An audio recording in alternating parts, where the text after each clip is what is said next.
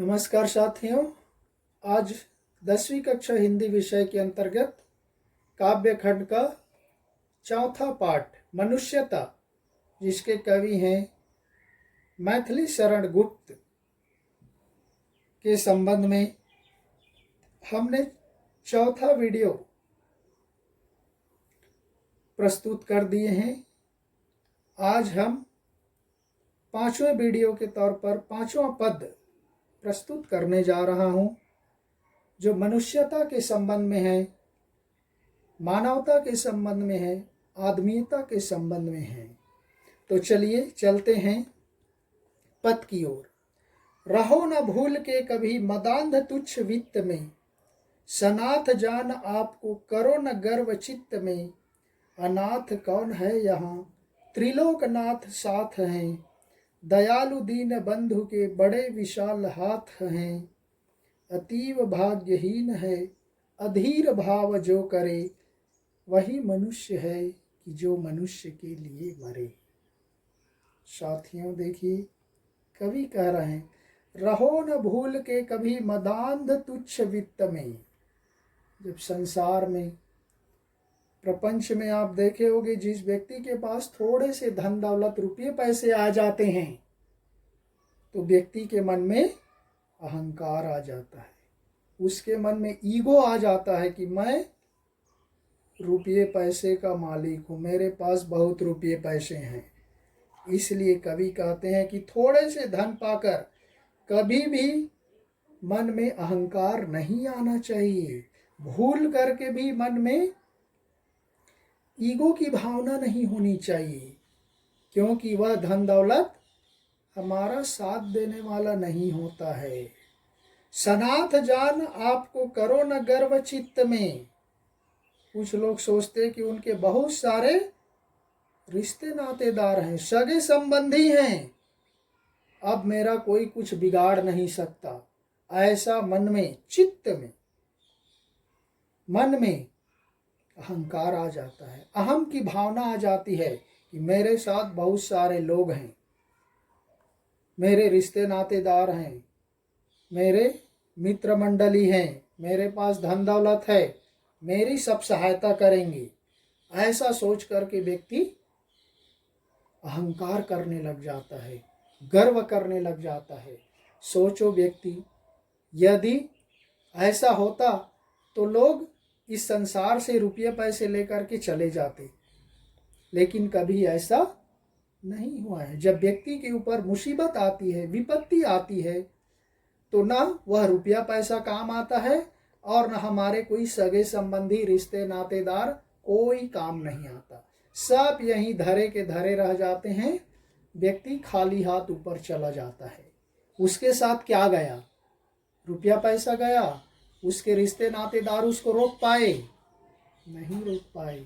इसीलिए कवि कहते हैं कभी भी धन दौलत पा करके, रिश्ते नातेदार पा करके कभी भी मन में अहंकार नहीं होना चाहिए, क्योंकि ये सब सांसारिक हैं, हमारा साथ नहीं जाता। हमारा साथ तो केवल वह परोपकार जाता है, वह पुण्य जाता है, वह यश जाता है, वह कीर्ति जाती है, जो इस लोक और परलोक दोनों में काम आता है। इसलिए कवि कहते हैं अनाथ कौन है यहाँ, त्रिलोकनाथ साथ हैं। व्यक्ति को यह नहीं सोचना चाहिए कि जरा सोच करके देखो, इस संसार में अनाथ कौन है। अनाथ मतलब जिसका कोई नहीं होता, क्योंकि त्रिलोकनाथ साथ हैं। वह परमात्मा, वह ईश्वर जो हमारे शरीर में आत्मा रूपी परमात्मा मौजूद है, हमेशा हमें संकेत देते रहते हैं। इसीलिए देखना, जब हम कोई काम करते हैं, गलत काम करते हैं विशेष रूप से, तो हमारी हृदय की जो धड़कन होती है वो तेज हो जाती है। हमें सूचित करता है वह परमात्मा कि आप जो करने जा रहे हैं वह गलत है। इसलिए कवि कहते हैं इस संसार में कोई अनाथ नहीं है, कोई अकेला नहीं है। वह त्रिलोकनाथ, वह परमात्मा, वह ईश्वर सबके साथ मौजूद है। दयालु दीन बंधु के बड़े विशाल हाथ हैं। वह कृपा करने वाले गरीबों के भाई ईश्वर के हाथ बड़े विशाल हैं। उनके हाथ में इतनी शक्ति है कि वह सब कुछ कर सकते। उनके हाथ, आजकल बताया जाता है नहीं, कानून के हाथ बहुत लंबे हैं, वैसे ही उस परमात्मा के हाथ बहुत विशाल हैं, बहुत महान हैं। उसके हाथ बहुत शक्तिशाली हैं। हमने पिछले कक्षा में देखा रैदास के पद में, मेरा गोविंदु काहू ते न डरे। वह राई को पहाड़ बना सकता है और पहाड़ को राई बना सकता है। अमीर को गरीब बना सकता है और गरीब को अमीर बना सकता है। ऐसी उस ईश्वर में शक्ति है। इसलिए कहते हैं कि वह कृपा करने वाले ईश्वर के हाथ बहुत विशाल है, बहुत शक्तिशाली है, बहुत महान है।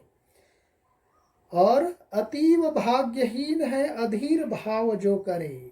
और यह सोच करके कि मैं इस संसार में बिल्कुल अकेला हूँ, मेरी कोई सहायता करने वाले नहीं है, ऐसा जो सोचता है और सोच करके निराश होता है, वह बहुत ही भाग्यहीन व्यक्ति है, बदकिस्मती व्यक्ति है, बैड लक वाला व्यक्ति है, जो इस तरह के सोच करके निराश होता है कि मेरा इस संसार में कोई नहीं है, मुझे कोई सहायता नहीं कर रहे, ऐसा सोचता है।